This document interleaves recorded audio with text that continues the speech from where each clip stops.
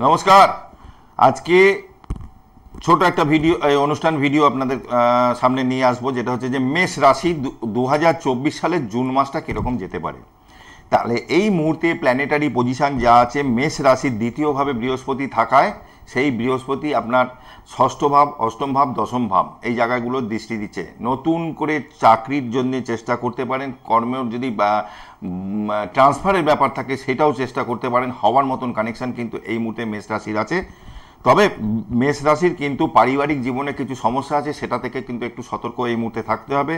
Planetary position second house আগামী 15 তারিখ অবধি ডিস্টার্ব থাকবে, কারণ আপনার যে মেষ রাশি তার দ্বিতীয় ভাবে বা মেষ লগ্ন, তাদের দ্বিতীয় ভাবে রয়েছে কি চারটে প্ল্যানেট বসে আছে। বুধ আছে, শুক্র আছে, রবি আছে আর বৃহস্পতি আছে। চারটে প্ল্যানেট একত্রে বসে আছে। 15 তারিখে ওখান থেকে বুধ, শুক্র, রবি সরে যাবে, মিথুনের ঘরে চলে আসবে। তাহলে এই কটা দিন একটু বুঝে চলুন।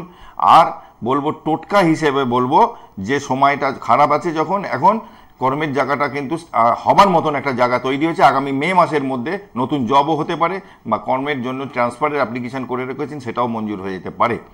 একটু নিয়মিত সকালবেলা স্নানটা করবেন, যখন সূর্য প্রণাম করবেন ওং নমো ভগবতে শ্রী সূর্যায় নমঃ করে তুলসী গাছ যেখানে আছে জলটা দেবেন, একটা ধূপকাঠি জ্বালবেন, জেলে আপনার যা বাড়িতে যদি কোনো অসত্য গাছ থাকে সেখানে তার গোড়াতেও দিতে পারেন। করে আপনার মনের যেটা সমস্যা বা ইচ্ছা সেটা আপনি ভগবানকে জানান, আপনার ইষ্ট দেব দেবীকে জানান। ভালো থাকুন, আবারও দেখা হবে।